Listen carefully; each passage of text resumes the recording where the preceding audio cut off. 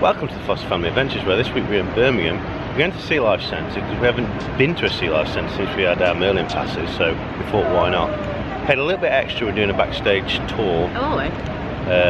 Got ourselves into backstage, not a stage, you know what I mean then. Never done it before, I'm not sure how good it'll be, but it wasn't very expensive, so we thought we'd do it. And whilst we're in here, we're going to be checking out the museum and art gallery and some of the Commonwealth festivities. So hopefully, have a good day.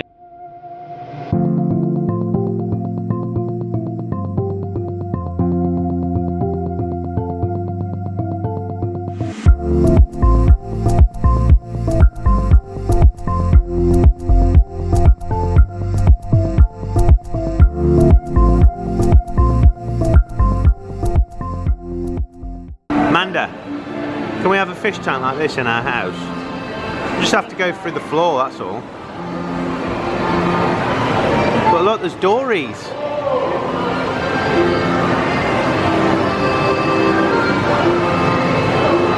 I don't know what these are called, but they're like little shark looking things. I'm going to find out what they're called in a minute. Some big fish in this one.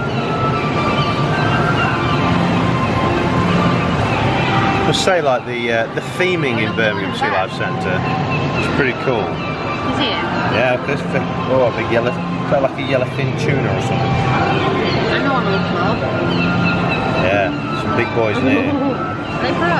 Yeah, what are you doing? What are you filming us for? They're massive. They're not piranha. What do I know? I wouldn't have thought so. I think it might be this one, the banded hound shark.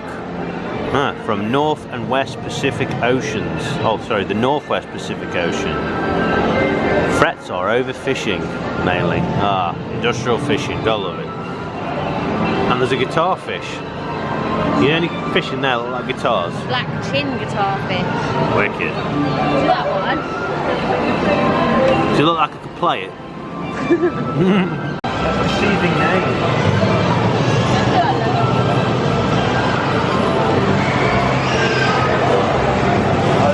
It's not hairy or bothered, it's smooth. You have an extra chicken as well? That's the top of the meat, darling. They all have different textures. Feels like your legs, very hairy. Isn't it really depressing when you read stuff like this? Like the blue spotted stingray, threats, plastic pollution, climate change and overfishing, so basically humans. Pretty bad, isn't it? I'll give you two guesses what kind of fish this is. A lonely one? No, it's called a big eye. On account of its big eyes. Oh, it's not lonely, it's got another fish there, but it's a dark one. There's eels in there as well. Is it? Yeah, can't see them though. Garden eels. Freaky looking things.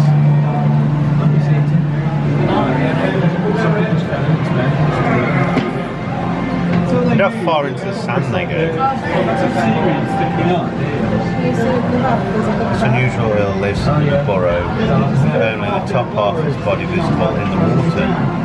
It can occur in such huge colonies that the seafloor resembles an underwater garden. Nice.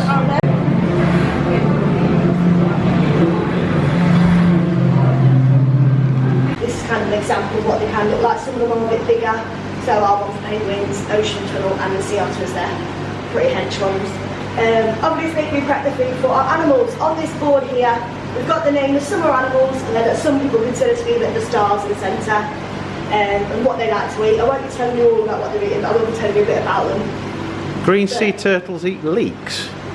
I'll tell you about that in a minute because it's one of my favourites. Okay. But first of all, Ozzy and Ola, they're our sea otters. Have you seen them at all today? A little bit, A little bit. Hopefully they'll pop out for you then because they very much do what they want to do. They do actually get fed at 12:30, so if after this you head straight up you might get spotted. But they eat a lot of food. They eat about 5 kilograms of food a day, which is quite a lot. It's double what we do. They've got very fast metabolisms. They're constantly playing. So they need the energy. They like to eat things like mussels, clams, sea urchins and hard things. They actually have pockets under their armpits that they'll smash things open with a rock that they'll keep up there. It's very cute. But they can also bite through some shells as well because they do have the bite the same as the black bear, so they can bite through those really easy. Our pair never would, they're big babies, but technically they could quite easily. Then we got Mo. All these guys are in the ocean tunnel. Have you been there yet? We've seen the Chinese striped-necked turtle. We haven't seen the green turtle. Okay, so all these guys will be in the ocean tunnel at the end. Okay. Mo Sweet. is our green sea turtle. I like Mo because I'm called Mo as well. How did you get Mo here? What's the story of So Mo? Mo's got quite a cool story actually. He's 47 years old, so he's been around for quite a bit. When he was an egg, he was all over the news because he was found in a lady's handbag at Heathrow Airport. Really? He was the only egg that actually survived being smuggled over. He was raised somewhere else, I can't remember where it was in particular, but we opened 26 years ago, I believe. When we opened, he came here because we had the big tank. So he's been with us since the day we opened, basically. The animal in the world we're aware of that does that, so it's pretty cool. What happens is basically the female puts the eggs into the male, who fertilises them in his own belly, and then about 40 days or so later, he sneezes all the babies out. Oh, so this is a pregnant seahorse then? So these ones aren't pregnant anymore. We've actually got a bunch of babies here. These guys are just over a month old now. They've over quadrupled in size since they were born. Really? When they were first born, I'd say they were maybe the size of the bottom half of their tail. And they're like a widescreen, aren't they? Honestly, like they look huge to me now, even though they're still tiny, but they look so big. What? They wrap his tail around their height. Yeah, it's really good that they're doing that because it shows they're practicing, because seahorses are known for looking onto things with their tails. What eats a seahorse? There's not that many things that go for seahorses, to be honest. A lot of the time they can be caught up with other things. So if there's like a bigger animal that's eating loads of kelp or seaweed, they'll often be holding onto it and get caught in it. The main threat to seahorses, though, one of them is litter. They like to grip onto things. They can wash away with the tide if they grip onto the wrong things, or if they grip onto a net where the holes are really small, they can get tangled in it. Breed both of them. They're both quite endangered. We've actually had to separate the parents of the starfish at the moment because they were having too many babies, which is good because they're endangered and we do breed them, but so many at a time. They just kept popping out more babies. So the dad is now in the lagoon by Rockpool and the mum is in the ocean tunnel. They are cool looking animals, aren't they? The guitarfish. They are super cool. There is a fish in there as well. He's not lost. He's meant to be in there. He's a scatfish. They're called that because they do the little gross things. He's in here because in his other tank, you might be able to see he's a bit blind. Yeah. He's also quite old. The old fish in the tank started to pick on him, which we don't want to happen. So now he's in here hanging out with the cool kids. He's got company as used to. He looks really cool hanging out for days. And we can keep close around him as well. Is this him now then? Is he going to be in here for the rest of his Probably, days? yeah, he'll probably be here for the rest now. The same place with Finn, happier than the other place, and we can just watch him as well.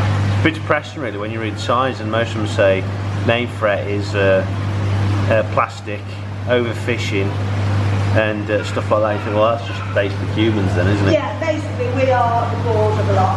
Corals are not planted. Do you replant coral in the wild, do you? You can do, yeah, and there are some places that do it. But yeah, they're actual colonies of living animals, actually some new ones in here that I'm noticing that I've not seen before.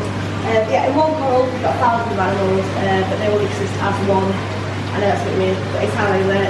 They do have an algae element to them, so that's their plantish element, but they're very much living creatures. You have hard corals, soft ones with skeletons, soft ones don't, so when they die or we put in bleaching, hard ones leave that behind, soft ones just kind of dissipate. Just because a coral looks squidgy though doesn't mean it's a soft one. Alaskan sea otter is huge.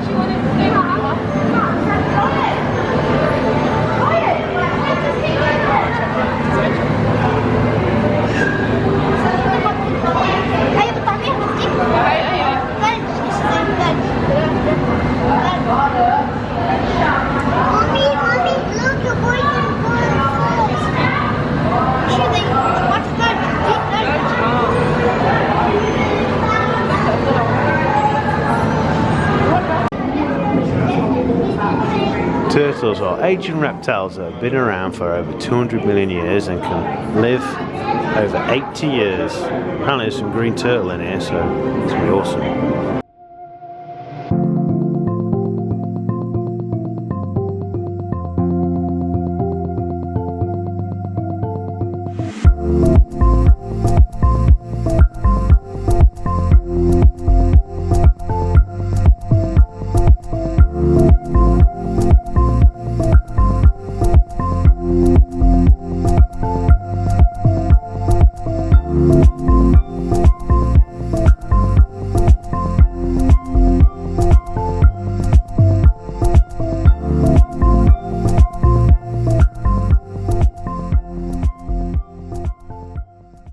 in the Birmingham Art Gallery Museum now. Check out this bronze statue of Lucifer. A woman's head and a man's body and wings.